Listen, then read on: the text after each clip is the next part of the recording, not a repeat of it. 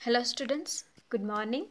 This is standard 10th and we are doing unit 3 Arun Krishnamurthy. Here is an interview of Arun Krishnamurthy. તેમનું interview છે તો એને કેટલાક question પૂછવામાં આવે છે જે તે વર્ક કરે છે EFI Environmentalist Foundation of India, right?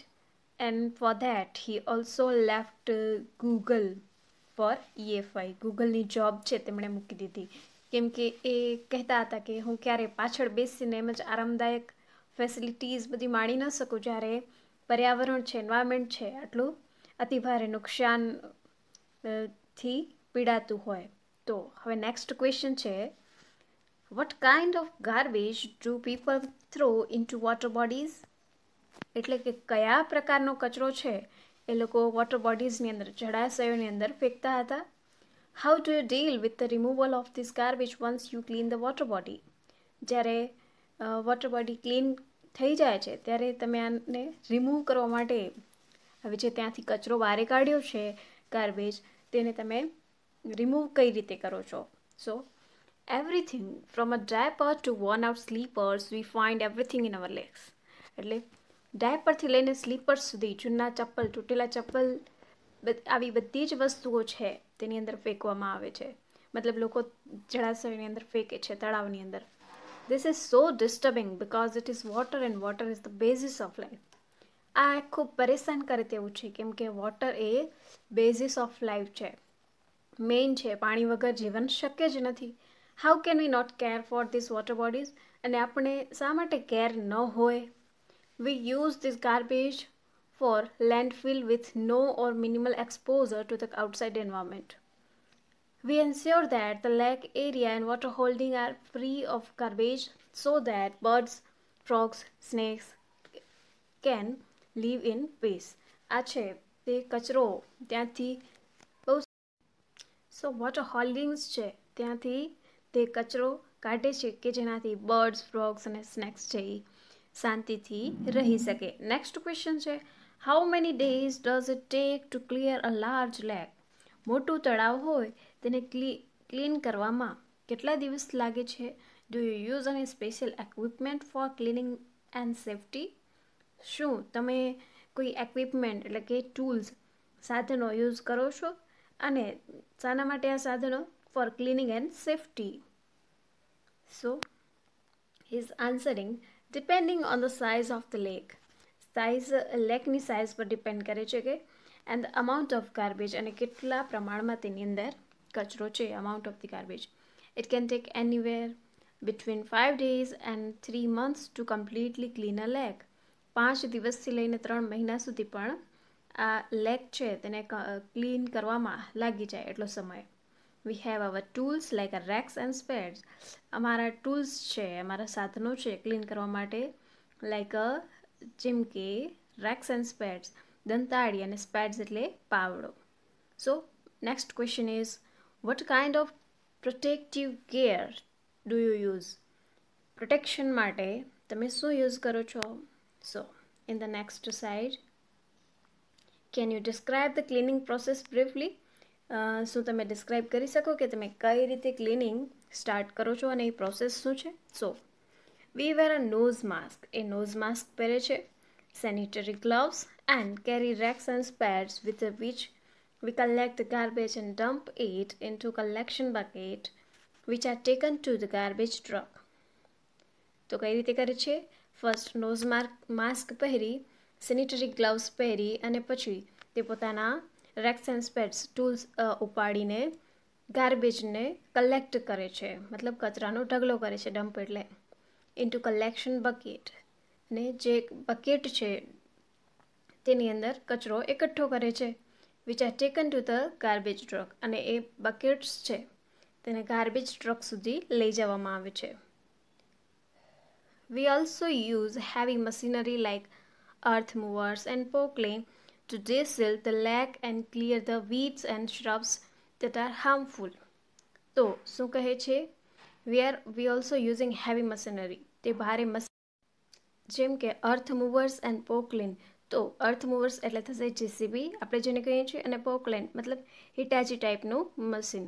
Two desilt the lake મતલબ ઉજ્જડ જમીન હોય ત્યાં આવું કામ કરવા માટે.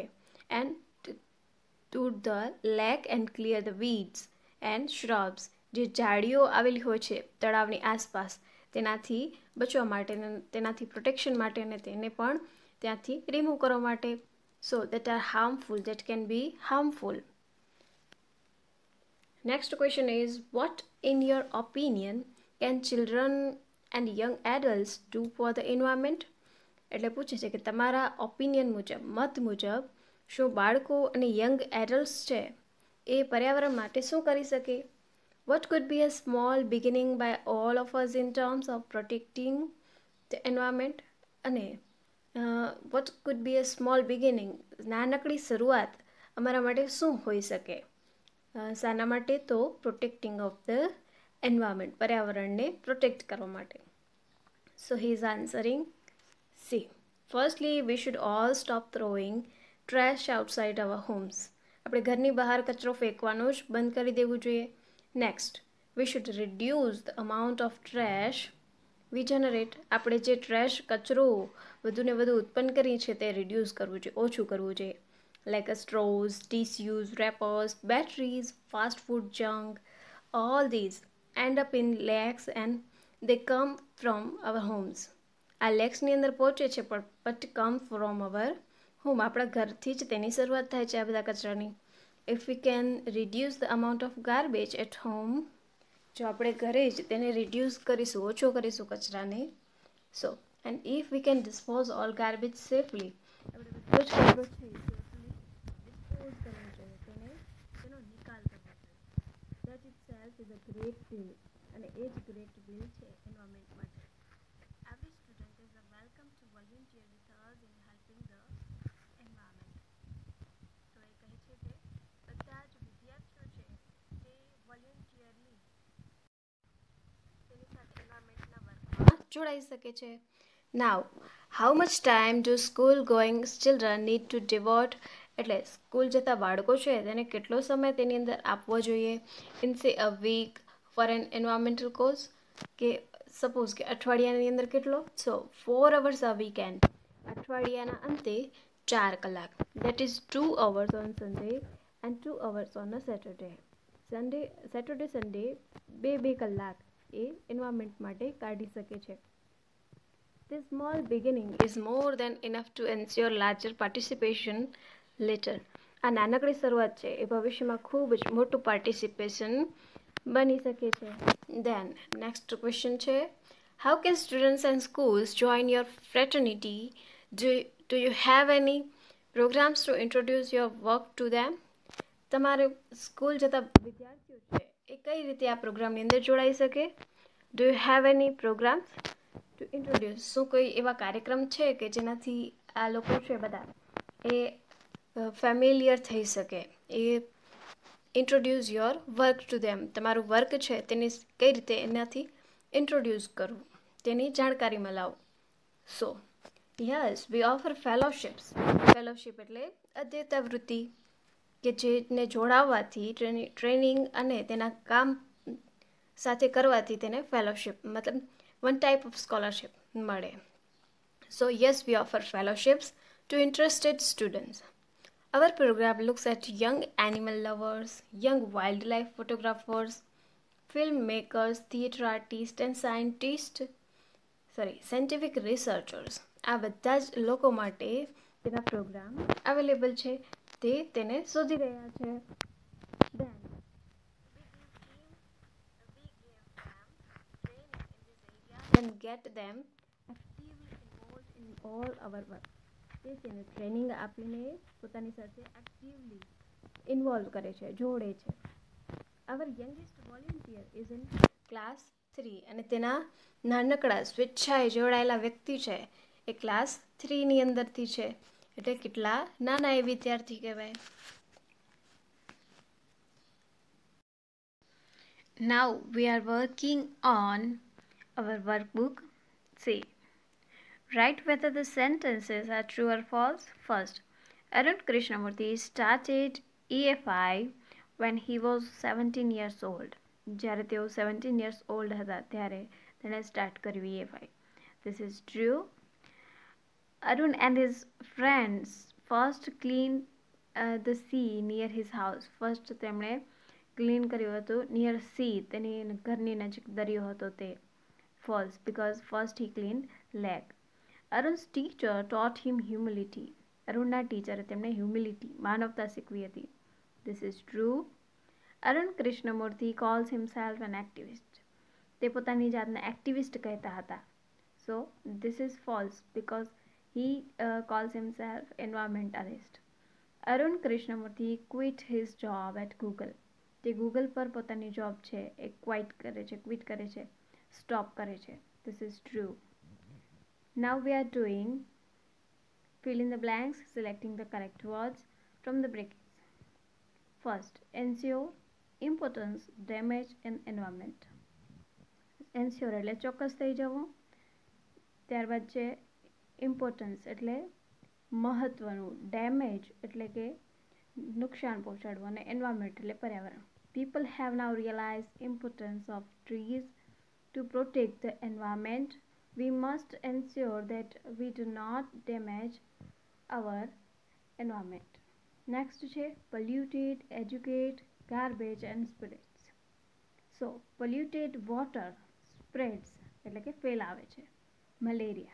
Therefore it is important to educate, લોકોને ભણાવવાની જરૂર છે, એજ્યુકેટ કરવાની જરૂર છે. Educate people about keeping our water bodies clean.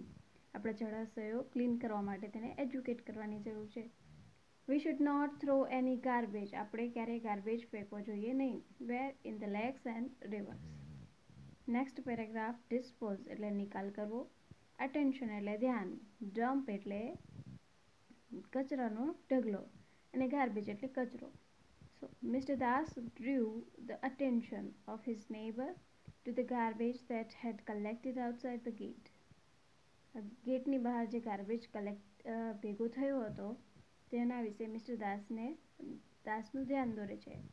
He asked him, તેને પૂછે છે, to dispose of the garbage, કે આનો કચરાનો નિકાલ કરવો. But the neighbor continued to dump more garbage. પણ નેબર છે તે વધુ ને વધુ ગાર્બેજ મતલબ ફેંકવાનો, કચરાનો ઢગલો કરવાનું ચાલુ રાખે છે. Now here is a positive removal, hesitate and disturbing. Corruption educationની અંદર is a very disturbing, ખૂબ જ ડિસ્ટર્બ કરી દેવું છે. This the removal of a corrupt officerને બહાર કાઢવા, રિમૂવ કરવા, that is in the department is a positive change. A positive change છે. While we should not hesitate, આપણે ક્યારેય સંકોચ રાખવો જોઈએ નહીં to the report act of corruption. Next is activities, inform, generated, advised. The teacher advised us to inform the principal about various activities that we have planned for a summer camp. This camp has generated a lot of interest in parents and students. Now come to the next page. Here is one paragraph. Rewrite the paragraph correcting the underlined words. હવે અહીંયા underline parts છે જેની અંદર mistake છે તો આપણે એને સુધારીશું. Planted of trees is one of the methods of reducing pollution. So plantation of trees is one of the methods of reducing pollution. According to a study, trees strongly reduce the sound levels, particularly continuous sound of vehicle. So plantation, pollution and reduce. Okay. On the next page, question number 6. Select the correct question to get the underlined words as an answer. Underline part છે તે જવાબ આવે તે રીતે question select કરવાનો છે. Rita has 10 roses. Rita પાસે 10 roses છે. So આપણે એવું પૂછીએ કે કેટલા roses છે. So correct answer is how many roses has Rita. Next છે Nitin goes to the library every Sunday. દર સન્ડે દર રવિવારે જાય છે. તો એ ફ્રીક્વન્સી છે, right? Every Sunday, not daily but every Sunday. So here Nitin goes to the library every Sunday. So પૂછી શકીએ કે ક્યારે જાય છે. When does Nitin go to the library? Now question 3. Sometimes એટલે કે ક્યારેક ક્યારેક, sometime and often. Sometimes mother makes a pizza for us. ક્યારેક માતા મમ્મી અમારા માટે પીઝા બનાવે છે. સો ક્યારે બનાવે છે? તો આપણે એવું પૂછી શકીએ, how often does mother make a pizza for અસ? જ્યારે ક્વેશ્ચન સમટાઈમ્સથી હોય ત્યારે આન્સર કે સ્ટેટમેન્ટ છે સમટાઈમથી હોય ત્યારે ક્વેશ્ચનની અંદર ઓફન આવશે, right? How often does mother make a pizza for us? Now fourth statement, Ketan never meets his grandparents. Ketan પોતાના ગ્રેન્ડપેરેન્ટ્સને ક્યારેય મળ્યો નથી, ક્યારેય નથી મળ્યો. સો અહીં અંદર ઓફન આવશે. જ્યારે સમટાઈમ્સ, ઓફન, એવર, નેવર જેવા વર્ડ હોય તો તેની અંદર ઓફન આવશે. How often does Ketan meet his grandparents? Right? How often કેટલી વાર કેતન મળ્યો છે? તો આન્સર આવે છે ક્યારેય નહીં. નેક્સ્ટ છે complete the sentences using the functions gives in the bracket. First describing action. Action describe કરવાનું છે. Kiran always stands in the queue. હંમેશા લાઇનમાં ઊભે છે. ક્યુ એટલે લાઇન. તો આ એક એક્શન થયું. Sometimes Manoj tells us story. Describing action. Action describe કરવાનું છે. તો મનોજ ક્યારેક અમને સ્ટોરી કહે છે. નેક્સ્ટ છે એક્સચેન્જિંગ પ્લેઝન્ટ્રીઝ. પ્લેઝન્ટ્રી એક્સચેન્જ કરો. You won the match. અહીંયા ક્વેશ્ચન માર્ક નહીં આવે. So you won the match. તમે મેચ જીત્યા છો. Yes that was wonderful. Next છે ડાયલોગ્સ, જે ઓપ્શનમાંથી આપણે બ્રેકેટની અંદર આપેલા હોય તે મુજબ કમ્પ્લીટ કરીશું. First Sachin, hi Mansi, how are you? અહીંયા છે એક્સચેન્જિંગ પ્લેઝન્ટ્રી. તો પ્લેઝન્ટ્રી આવે તે રીતે આપણે ઓપ્શન સિલેક્ટ કરીશું. So right answer is I am fine, thank you. Thank you એ પ્લેઝન્ટ્રીઝ છે. Next is Rahul, what are you doing here? તો અહીંયા શું કરે છે? Describing action. એક્શન ડિસ્ક્રાઇબ કરવાનું છે. I usually come here for a walk in the evening. હું દરરોજ સાંજે, મતલબ યુઝવલી સામાન્ય રીતે, generally, come here for a walk in the evening. ઇવનિંગમાં વોકિંગ માટે આવું છું. Next is we often play chess. Functions છે. Father went to office at 10 AM. Sometimes I listen to classical music. Specifying time, location and action. તો we often play chess. અમે ક્યારેક chess રમીએ છીએ. Answer is action. Describing action. Father went to office at 10 AM. 10 વાગે પપ્પા ઓફિસે ગયા. તો સ્પેસિફાઈંગ ટાઈમ. ટાઈમ અહીંયા સ્પેસિફાય કરે છે. Particular 10 AM. So specifying time. Sometimes I listen to classical music. ક્યારેક હું ક્લાસિકલ મ્યુઝિક સાંભળું છું. તો ડિસ્ક્રાઇબિંગ એક્શન. સાંભળવાની ક્રિયા છે I listen. Next is describe the picture in about 10 sentences. 10 સેન્ટેન્સની અંદર આ પિક્ચર છે એ ડિસ્ક્રાઇબ કરવાનું છે. So we are reading this. This is a picture of birthday party. The room is decorated with balloons and ribbons. On the table there is a big cake with candles on it. The room is full of little children. Two women are serving snacks and cold drinks. One man has a camera around his neck. There are many toys, gifts and flowers in the room. The music is also being played. Everyone is happy.